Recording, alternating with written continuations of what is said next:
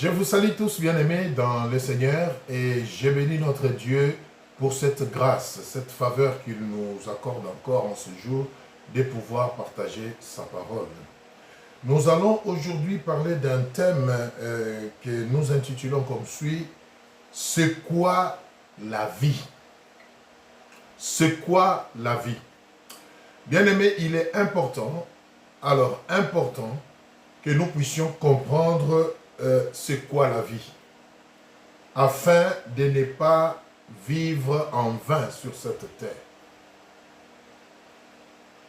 Ça paraît un peu intriguant comme texte, comme intitulé, mais comme je viens de le dire, ça vaut tout son pesant d'or pour nous aider finalement, n'est-ce pas, à la fin de cet enseignement, que chacun vraiment se pose la question de savoir s'il est vraiment en train de vivre tel que cela devrait se faire.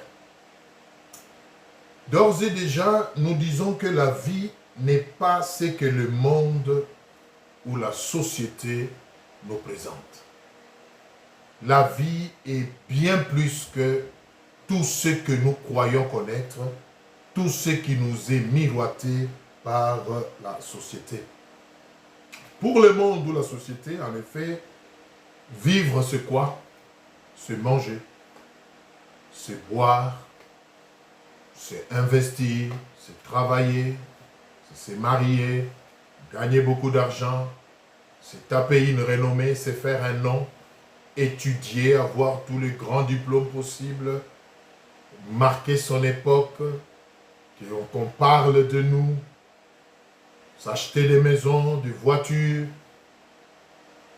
voyager, se distraire, s'amuser. Voilà un peu les facettes que le monde nous présente comme vie. Et malheureusement, dans cette conception-là des choses, en ce qui concerne la vie, ce qui se passe, c'est quoi comme conséquence? C'est que l'homme est prêt à obtenir toutes ces choses. L'homme est prêt à faire n'importe quel sacrifice, n'est-ce pas, pour arriver à obtenir ces choses, peu importe les moyens, il veut vivre, entre guillemets, comme la société l'exige, et les conséquences sont nombreuses. Et aujourd'hui, vraiment, nous voulons voir, par la grâce du Seigneur, quelle est la pensée que Dieu a sur la vie. Est-ce que c'est la même que ce que le monde ou la société nous présente? L'homme est prêt à vivre selon le monde. Il veut manger, il veut boire, il veut satisfaire à ses besoins. Il veut se taper un nom, il veut voyager, il veut conquérir le monde. Il y a beaucoup de besoins qui poussent l'homme, n'est-ce pas, qui se contente de la définition que la société donne à la vie, à faire des fois des choses horribles, des choses inconcevables, pourvu qu'il puisse atteindre ses objectifs. Et la conséquence, vous savez, c'est quoi? Cela nous a amené à parler des choses du genre la médisance, la calomnie, le mensonge, l'usage des faux, la trahison, la prostitution, la corruption, la séduction, l'adultère, le vol, la violence. Plein de mots ont été, comment dirais-je, plein de mots sont venus de cet engouement que l'homme a de vouloir vivre et de faire les choses telles que la société les lui présente. Les gens sont prêts à se trahir dans leurs relations pourvu qu'ils puissent se taper une place dans le soleil. Les gens sont prêts à se compromettre même pourvu qu'ils puissent obtenir ce qu'ils veulent. Et ce qui est bizarre, quand ils obtiennent ce qu'ils veulent, leur faim, leur soif ne sont pas étanchés. Ils veulent encore et encore plus. Et le monde est dans ce chaos que nous pouvons tous, avec un peu d'humilité, observer aujourd'hui. Et beaucoup de théories se sont développées autour de cette poursuite de la vie selon le monde. Les théories du genre, tout chemin mène à Rome. Les moyens justifient la fin. Ou du moins la fin, justifie les moyens. C'est-à-dire, peu importe ce que je puisse faire, si cela va me permettre d'acquérir, d'atteindre mes objectifs, je m'en fiche du reste. Mais la question que nous voulons nous poser vraiment aujourd'hui, est-ce que c'est ça, la vie? Est-ce que ces choses nous procurent vraiment la vie au vrai sens du mot? Les riches cherchent toujours à s'enrichir. Jamais il n'arrive à dire que c'est bon, ce que j'ai pu amasser me suffit. Non. Même s'il faut continuer à mépriser les autres, à écrouler les autres, pourvu qu'ils arrivent. Les gens font ce qu'on appelle l'usage de faux, le mensonge, pourvu qu'ils arrivent à être là où ils veulent. Les gens font même des trafics d'influence, pourvu qu'ils arrivent à obtenir ce qu'ils veulent obtenir. Ils se font des coups bas, ils se mettent des pots de bananes dans des transactions, dans des partenariats. Il n'y a plus de fidélité, il n'y a plus de loyauté. Il suffit d'une opportunité pour frapper, même si c'est au détriment de l'autre. On n'hésite pas, on le fait, parce qu'on se dit, je dois vivre. Mais bien aimé, nous voulons nous poser une question pertinente aujourd'hui. Vivre, ça signifie quoi? Quel est le sens que vous donnez à la vie? Voilà un peu l'enjeu de notre enseignement d'aujourd'hui. Alors, nous voulons voir ce que la parole de Dieu nous présente comme vie. C'est quoi la vie? Est-ce que c'est ce que nous venons de dire selon la société? Manger, boire, s'amuser, se taper toutes les femmes, circuler dans le monde entier, investir, construire. Est-ce que c'est vraiment ça la vie au sens de Dieu? Est-ce que c'est vraiment ça la vie telle que la parole de Dieu nous présente? Nous disons non. Nous disons non. Pourquoi? Parce que le sens que la parole de Dieu accorde à la vie est diamétralement opposé à ce que le monde nous offre comme vie. Pour la parole de Dieu, bien-aimé, la vie, ce n'est pas quelque chose qu'on doit acquérir. La vie, ce n'est pas un objectif qu'on doit atteindre. La vie, ce n'est pas amasser des richesses ou écraser les autres pour monter plus haut. Non. Pour la parole de Dieu, la vie est une personne. Ah! La vie, c'est une personne pour Dieu. La vie est une personne selon la parole de Dieu. La vie, ce n'est pas un objectif que je me fixe et que je dois atteindre, quels que soient les moyens. Non. La vie, ce n'est pas quelque chose que je dois acquérir à tout prix. Je dois investir, je dois me bâtir des maisons, je dois me marier, La vie, ce n'est pas ça, selon la pensée de Dieu. La vie pour Dieu, c'est toute une personne qu'il faut connaître et accepter. Et quand nous commençons à appréhender la vie au sens de la parole de Dieu bien-aimé, il y a beaucoup de mots qui s'excluent d'eux-mêmes de notre vie parce que nous concevons les choses autrement. Je suis prêt à dire, bien-aimé, qu'il y a tellement d'atrocités dans cette vie, il y a tellement de problèmes dans cette vie, parce que, tout simplement, l'homme ne veut pas adhérer à la conception de la vie telle que Dieu l'a prévue. Vous entendez les gens, mais moi je dois quand même vivre. Hein? Oui, tu dois quand même vivre, mais ce n'est pas en écrasant les autres que toi tu dois vivre. Ce n'est pas en reniant ton identité, en t'étampant l'identité de quelqu'un d'autre par fraude que tu vas vivre. Ce n'est pas en te plongeant dans la fraude, dans la drogue, dans les mensonges que tu dois vivre. Non, ça c'est pas la vie. La vie, bien-aimée, retenons-le aujourd'hui, au sens de Dieu, c'est une personne. Ce n'est pas une chose, la vie. Ce n'est pas une conquête qu'on doit faire. La vie, c'est une personne. Et il faut connaître cette personne, l'accepter et vivre par lui, par elle, pardon, et pour elle. Alors, on peut prétendre vivre selon la pensée de Dieu. Nous allons prendre quelques passages rapidement dans la Bible. 1 Jean 5, 11 à 12. Je vous laisse trouver rapidement. 1 Jean 5, 11 à 12.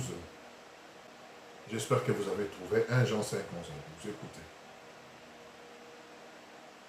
Et voici ce témoignage, c'est que Dieu nous a donné la vie éternelle et que cette vie est dans son Fils.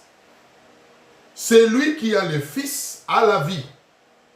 Celui qui n'a pas le Fils de Dieu n'a pas la vie. Bien aimé, ça, c'est la parole de Dieu. La vie, c'est le Fils de Dieu. La vie, c'est Jésus-Christ. La vie, c'est les dons que Dieu a donnés à l'humanité. Et quand on n'a pas ces dons-là, quand on n'a pas le Fils, quand on n'a pas Jésus-Christ, on n'a pas la vie. Peu importe ce que l'on fait. Peu importe ce que l'on devient. Bien aimé, quand on n'a pas celui que Dieu a donné pour que nous ayons la vie, nous n'avons pas la vie. La parole de Dieu est claire. Celui qui a le Fils a la vie. Celui qui n'a pas le Fils n'a pas la vie. Donc, vous comprenez qu'il y a des gens qui croient vivre sur cette terre, mais en réalité, le ciel pleure sur eux parce qu'ils n'ont pas la vie. Mais le monde les convainc qu'ils ont la vie parce qu'ils sont prospères financièrement, parce qu'ils ont investi, parce qu'ils ont des immeubles, ils ont des maisons, ils ont des grands diplômes, ils ont la renommée et le monde leur fait croire qu'ils vivent. Mais en réalité, ils ne vivent pas. Parce que la finalité de toutes ces choses, comme nous allons le voir dans la suite, est connue. La vie, c'est une personne. Et cette personne bien-aimée, c'est Jésus-Christ. Prenons encore un autre passage. Jean 14, 6. Jean 14, 6. Qu'est-ce que la Bible dit? Jésus lui dit, « Je suis le chemin, la vérité et la vie. » Alléluia. « Nul ne vient au Père que par moi. » Je suis le chemin, la vérité et la vie. Bien-aimé, la vie, c'est Jésus-Christ. La vie est une personne. Et si vous n'avez pas encore rencontré cette personne, si vous ne l'avez pas encore connue, si vous ne l'avez pas encore acceptée, si vous ne vivez pas encore jusque-là par lui et pour lui, sachez que vous n'avez pas la vie. Vous n'avez pas la vie. Parce que tout ce que nous amassons, tout ce que nous obtenons en dehors de celui que Dieu appelle la vie, bien-aimé, finira un jour, s'arrêtera un jour. Mais celui qui a Jésus-Christ, celui qui a la personne qui est la vie, ne s'arrêtera jamais. Parce que cette personne qui s'appelle la vie ne s'arrête pas. Il n'a ni début ni fin. Il est éternel, bien-aimé. C'est très important que nous puissions comprendre ces choses. Prenons encore un deuxième passage. Un dernier passage, plutôt. Jean 3, 16. Jean 3, 16. Nous allons lire ce passage vraiment pour montrer que la conception de la vie, selon Dieu, n'a rien à voir avec tout ce que la société nous présente aujourd'hui. Et qui nous a plongés dans un désarroi sans précédent. Jean 3, 16. Qu'est-ce que la Bible dit? Car Dieu a tant aimé le monde qu'il a donné son Fils unique. Écoutez la suite. Afin que quiconque croit en lui ne périsse point, mais qu'il ait la vie éternelle. Bien-aimé, je le répète encore, la vie, ce n'est pas l'argent. La vie, ce n'est pas des immeubles que vous possédez. La vie, ce n'est pas le mariage. La vie, ce n'est pas une belle carrière professionnelle. C'est faux. La vie, ce n'est pas des belles voitures. La vie, ce n'est pas les habits. La vie, ce n'est pas la prestance physique. La vie, non. La vie est bien au-delà de toutes ces choses. La vie est une personne. Et tant que vous n'avez pas cette personne dans votre vie, tant que vous ne vivez pas par lui et pour lui, bien-aimé, vous n'avez pas la vie. Dites-vous ce que vous voulez, faites-vous autant d'illusions que vous voulez, vous n'avez pas la vie. Parce que toutes ces choses qui vous font croire que c'est ça la vie, s'arrêteront un jour. S'arrêteront un jour. Mais nous voulons quand même équilibrer les choses. Souvenez-vous, notre thème, c'est quoi la vie? Et nous venons de voir ici que ce que la société nous présente comme vie, ce n'est pas ce que Dieu appelle la vie. Alors, équilibrons les choses. Après avoir établi la différence entre ce que le monde appelle vie, d'une part, et ce que la parole de Dieu, d'autre part, appelle vie, trouvons maintenant l'équilibre. Et nous allons trouver cet équilibre en nous posant quelques questions rapidement. La première, est-ce que Dieu est contre ce que le monde appelle vie? En d'autres termes, est-ce que Dieu est contre les études? Est-ce que Dieu est contre le manger et le boire? Est-ce que Dieu est contre les investissements? Est-ce que Dieu est contre le mariage? Est-ce que Dieu est contre une belle carrière dans la vie? Est-ce que Dieu est contre l'argent, la fortune? Est-ce que Dieu est contre ces choses? Nous disons d'emblée, non, Dieu n'est pas contre ces choses. Dieu n'est pas contre ces choses du tout. Nous allons le voir dans la Bible. Pourquoi? Parce qu'il en parle même dans sa parole. Voyons ça rapidement. Marc 10, 29 à 30. Marc 10, 29 à 30. Je vous laisse trouver.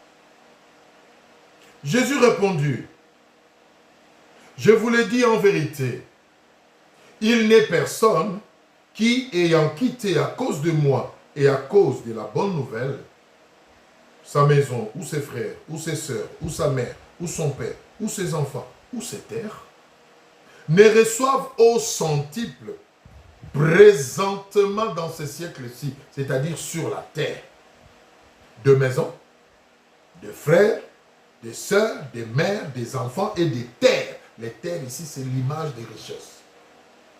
Avec de persécutions, et dans le siècle à venir, la vie éternelle. Donc, ce passage nous montre clairement que Dieu n'est pas contre ce que le monde appelle vie. Mais il ne veut pas que nous puissions appeler ça la vie. Parce que la vie n'est pas une chose, mais la vie c'est une personne. Je sais que ça prête un peu à confusion. Si ce que le monde appelle vie, ce n'est pas ce que la parole de Dieu appelle vie. Et d'autre part, Dieu n'est pas contre ce que le monde appelle vie. Finalement, quelle est sa position alors? Qu'est-ce qu'il veut finalement, c'est Dieu? Eh bien, nous allons le découvrir. C'est simple. 3 Jean 1, 2. 3 Jean 1, 2. 3. Donc, troisième épître de Jean. Troisième épître de Jean. Vous savez bien aimé, tout est dans la parole de Dieu. Hein? Troisième épître de Jean, qui n'a qu'un seul chapitre d'ailleurs, le verset 2. Écoutez. Bien-aimé, je souhaite que tu prospères à tous égards et que tu sois en bonne santé, écoutez la suite, comme prospère l'état de ton âme. Ces passages nous amènent à dire ceci. Dieu n'est pas contre le mariage, il n'est pas contre l'argent, il n'est pas contre les investissements, il n'est pas contre la renommée, il n'est pas contre tout ce que nous puissions faire dans le monde. Mais ce que Dieu ne veut pas, c'est que ces choses deviennent une priorité pour nous. Ce que Dieu ne veut pas, c'est que ces choses prenne sa place dans notre vie, dans notre cœur. Ce que Dieu ne veut pas, c'est que ces choses soient notre seule raison d'exister. Parce qu'il y a mieux au-delà de toutes ces choses. Voilà pourquoi dans Marc, que nous avons lu tout à l'heure, lui-même d'ailleurs promet, personne ne peut renoncer à ces choses pour me suivre et ne pas les récupérer. Et il précise au centuple dans ce siècle-ci. Mais il ne s'arrête pas là et il dit, et la vie éternelle dans le siècle à venir. Bien aimé, la priorité de Dieu, c'est notre éternité à ses côtés. Ce n'est pas les investissements, ce n'est pas les diplômes. Je suis 3 fois docteur, j'ai 4 masters. Ce n'est pas mal, mais ce n'est pas ça la finalité. Ça n'intéresse pas Dieu, ça ne l'impressionne pas. Ça ne l'impressionne pas. Ça ne l'impressionne pas. Ça impressionne peut-être les hommes, mais pas Dieu. Ce que Dieu ne veut pas, c'est que ces choses-là, que le monde appelle la vie, deviennent le centre de notre vie. Ça, Dieu ne veut pas.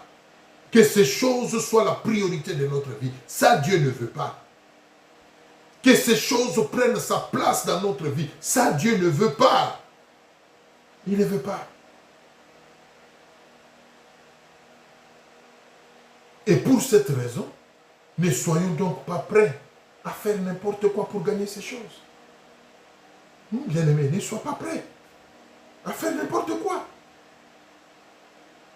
Ne sois pas prêt à faire n'importe quoi pour gagner ces choses. Mais si cela est possible, honnêtement, faites-le. Si vous pouvez vous marier honnêtement, si vous pouvez gagner beaucoup d'argent honnêtement, sans passer par la fraude, sans passer par ce qui est illicite, sans passer par l'usage de faux, faites-le, ne vous gênez pas, faites-le. Si vous pouvez étudier, obtenir tous les diplômes possibles, honnêtement, faites-le, Dieu n'est pas contre, mais gardez présent à l'esprit, ce n'est pas ça la finalité, parce que finalement toutes ces choses vont vous lâcher un jour. Posez-vous la question de savoir, qu'est-ce qui arrivera après? C'est ce que Dieu veut et c'est ce qu'il appelle la vie. Voilà pourquoi Jésus a dit, nous venons de le lire dans Jean 14, 6, « Je suis le chemin, la vérité et la vie, bien-aimés. » Si vous avez toutes ces choses-là de manière honnête et en plus vous avez Jésus-Christ, alors vous avez la vie. Mais si vous avez toutes ces choses, bien-aimés, mais vous n'avez pas Jésus-Christ, vous n'avez pas la vie. Ça ne vient pas de moi, ça vient de la parole de Dieu. Et là, j'aimerais ouvrir une parenthèse. Vous qui croyez vivre sans le Seigneur, vous qui vous glorifiez de vos avoirs sur la terre, de vos diplômes, de votre grande connaissance, si vous n'avez pas Jésus-Christ, je vous en supplie, reconnaissez cette personne. Acceptez-la dans votre vie comme source de toutes choses. Alors, vous vivrez réellement. Car toutes ces choses, en effet, sont temporaires. Et nous, étant pèlerins sur la terre, nous les abandonnerons un jour. Ayons cela présent à l'esprit, bien-aimé. Tes diplômes vont rester. On va citer ça dans ta biographie les jours de la mort. Il avait 3 doctorats. Mais les 3 doctorats-là ne vont pas t'empêcher d'entrer dans la terre. Les gens meurent, ils laissent des immeubles. Les gens meurent, ils laissent des grandes fortunes, des comptes en banque blindés. Donc vous comprenez que la vie, ce n'est pas avoir un compte en banque blindé. Non. Non. Les gens meurent, laissent le mariage. Sinon on ne parlerait pas de veufs. On ne parlerait pas des veuves. On ne parlerait pas des orphelins. Vous qui êtes prêts à tout pour vous marier, même à faire du mal à l'autre pour qu'il quitte sa place et que vous vous remplaciez. Mais vous vous trompez. Vous pouvez remplacer cette personne dans son mariage le matin et le soir, vous aussi, vous laissez ça. Bien-aimé, ce monde n'est que vanité. La vie, selon ce monde, n'est que vanité. Vivez pour le Seigneur et par le Seigneur. Alors, vous aurez plus que ce que ce monde vous offre. L'éternité, la vraie vie. C'est très important. La Bible déclare, que servirait-il à un homme de gagner le monde entier s'il perdait son âme? S'il perdait son âme. Luc 9, 25. Nous pouvons lire ça rapidement avant de terminer. Luc 9, 25. Que servirait-il à un homme? Oh, alléluia. Luc 9, 25.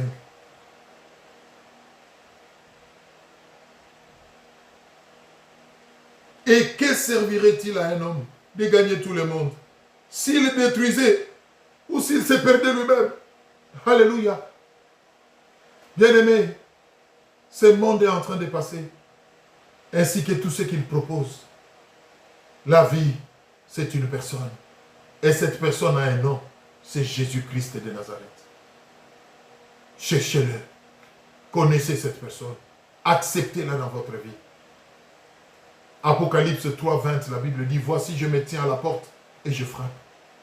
Si quelqu'un entend ma voix et ouvre la porte, j'entrerai. Bien-aimé, ouvrez la porte de votre cœur. Il est temps d'arrêter de se faire d'illusions. Vous qui vous frappez la poitrine, moi je ne crois en rien, moi je suis un athée. Dieu n'existe pas. Frère, avant de quitter cette terre, d'une manière ou d'une autre, tu reconnaîtras son existence. Il s'arrangera pour que tu saches qu'il existe et que c'est lui qui a créé ce monde. Mais j'ai bien peur pour toi que ça soit trop tard. C'est maintenant qu'il faut le faire. Je n'ai pas besoin de Dieu. J'ai entendu les jeunes gens dire, un jeune cadre dans l'entreprise universitaire, je suis intelligent, je suis brillant, j'ai une belle carrière, une belle femme, de beaux enfants, j'ai une belle maison, je roule carrosse, je n'ai pas besoin de Dieu. Dieu, c'est une illusion. Frère, sœur, attention. Dieu existe. Et tout ce qui existe, y compris vous, c'est lui qui a créé. Ne perdurez pas, ne persévérez pas dans votre ignorance, dans votre incrédulité. Parce que d'une manière ou d'une autre, un jour, vous saurez qu'il existe. Mais ça risque d'être trop tard. C'est le moment. Voilà pourquoi la Bible dit aujourd'hui, si tu entends ma voix, n'endurcis pas ton cœur. N'endurcis pas ton cœur. Que servirait-il à un homme de gagner le monde entier s'il perdait son âme? C'est très important. Alors nous allons tirer une conclusion rapidement pour terminer. Et quelques passages de la Bible vont nous aider à conclure ce message. Et jusqu'à ce niveau, nous avons donc compris que la vie, ce n'est pas ce que nous croyons, c'est bien au-delà. Ce n'est pas ce que la société nous donne, c'est bien au-delà. La vie ne s'arrête pas au matériel, à ce que nous possédons. La vie, c'est ce que nous sommes. Et ce que nous sommes se réalise en une personne qui est Jésus-Christ de Nazareth. C'est très important. Alors, nous allons conclure en disant, comme la Bible le déclare, trois choses. La Bible dit, premièrement, mon juste vivra par sa foi. Matthieu 6, 31 à 32. Mon juste vivra par sa foi. Ne vous inquiétez donc point. Et ne dites pas, que mangerons-nous? Que boirons-nous? De quoi serons-nous vêtus? Car, écoutez, toutes ces choses, ce sont les païens, c'est-à-dire les gens qui ne connaissent pas Dieu, qui les cherchent. Votre Père céleste, c'est que vous en avez besoin, bien-aimé, c'est la parole de Dieu. Dieu sait que vous devez vous habiller parce que vous ne devez pas vous promener nu. Dieu sait que vous devez manger, Dieu sait que vous devez boire, Dieu sait que vous devez aller à l'école, vous devez payer les frais. Dieu sait que vous avez une famille et que vous devez la soutenir. Dieu sait. Faites-lui confiance. Là où vos efforts sont limités, dites-lui, Seigneur, je m'attends à toi. C'est ça, vivre par la foi. Mais aujourd'hui, la société nous apprend à vivre par nos efforts, par nos relations. Voilà pourquoi les gens sont prêts à tout, à voler, à casser, à mentir.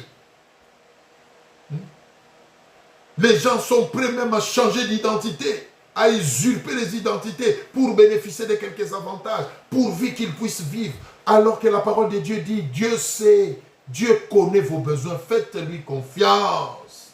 Vous n'êtes pas obligé de faire n'importe quoi pour vivre. Non. Vivre par la foi, c'est faire confiance à Dieu. Deuxième chose que nous retenons dans la conclusion, bien-aimés.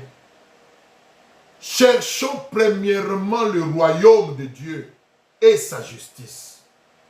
Alors, le reste suivra. Et là aussi, c'est un piège du monde. La société nous apprend à chercher d'abord toutes choses. Dieu n'a pas de place. Alors que Dieu nous dit, cherchez-moi d'abord. Parce qu'en moi, il y a tout. Quand vous m'avez, moi, vous avez tout. Au lieu de chercher les œufs, cherchez une poule. Parce que quand vous avez la poule, vous avez les œufs. Mais les gens vont chercher les œufs, mais ils ne veulent pas de la poule. Ce n'est pas normal. Cherchons premièrement le royaume des cieux et sa justice. Matthieu 6, 33 à 34. Nous sommes toujours dans Matthieu 6. Allons maintenant dans les versets 34, 33 à 34. Que Dieu nous aide à comprendre ces choses. 33 à 34. Écoutez ce que la Bible dit. Cherchez premièrement le royaume et la justice de Dieu, et toutes ces choses vous seront données par-dessus.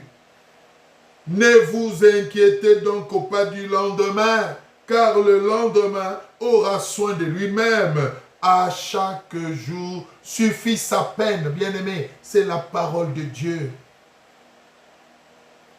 Cherchez d'abord le royaume des cieux et sa justice. Servez d'abord Dieu. Vivez d'abord pour Dieu. Ne vivez pas pour votre carrière.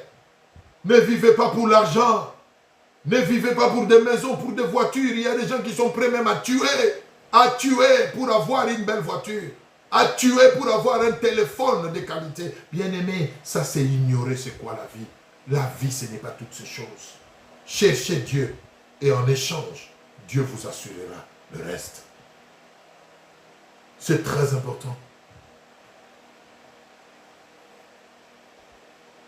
Si vous lisez Michée 6, 8, la Bible le dit aussi. Ô homme, on t'a appris ce que Dieu attend de toi.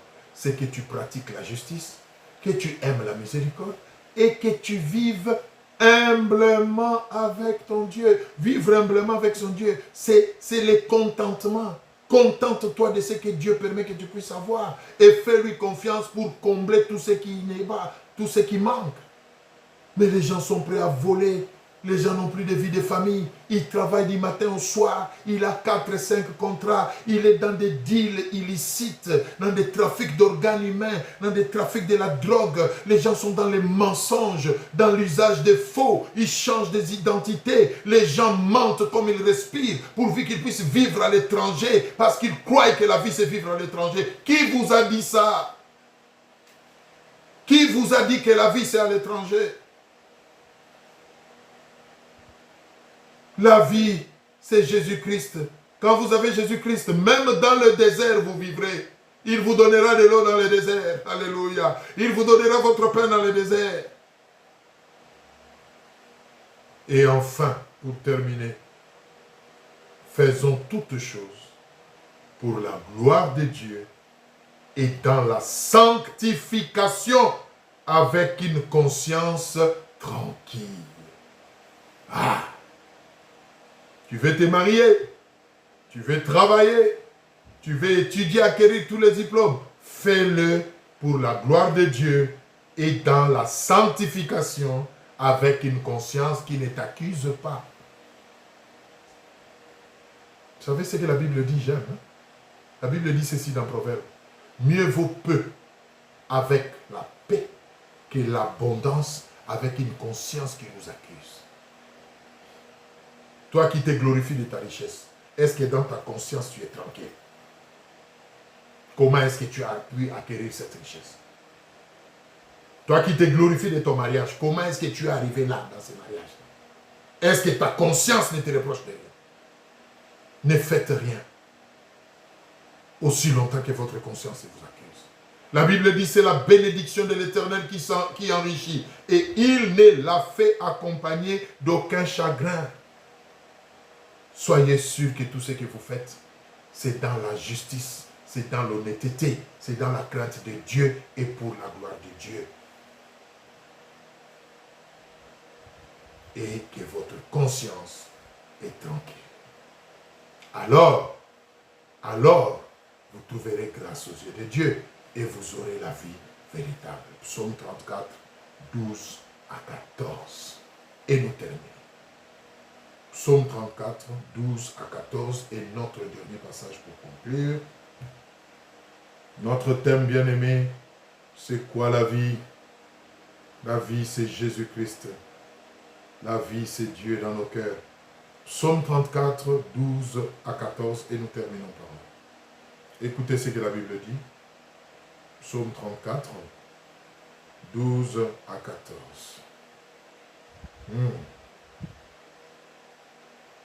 Quel est l'homme qui aime la vie, qui désire la prolonger pour jouir du bonheur? C'est celui qui préserve sa langue du mal et s'élève des paroles trompeuses. C'est celui qui s'éloigne du mal et fait le bien. C'est celui qui recherche et poursuit la paix. Voilà l'homme qui aime la vie. C'est celui qui vit dans la crainte de Dieu. C'est celui qui donne la première place à Dieu. C'est celui qui vit pour la gloire de Dieu, avec une conscience tranquille, qui cherche la paix partout où il est, qui cherche l'amour, qui répand le parfum de bonne odeur, qui glorifie Dieu. Voilà l'homme qui aime la vie. Ce n'est pas celui qui court derrière la renommée, qui court derrière la richesse, qui court derrière les femmes. Non. Si tu aimes la vie, voilà les secrets. Accroche-toi au Seigneur. Accroche-toi au Seigneur. Ce monde va passer bientôt. Tout va s'arrêter bientôt. Ne vous en faites pas. Tout ce que vous avez accumulé va rester. Préoccupez-vous de là où vous allez passer votre éternité. La vie, ce n'est pas un objectif à atteindre. La vie, ce n'est pas une conquête à faire. La vie, c'est une personne. Et cette personne, c'est Jésus-Christ de Nazareth. Que le Seigneur vous bénisse. Je prie que le Saint-Esprit continue à rétorquer ces choses dans les cœurs de tout un chacun et que chacun prenne la bonne décision pour vivre dorénavant pour la gloire de Dieu et pour la gloire de Dieu seul. Je vous dis à une prochaine occasion.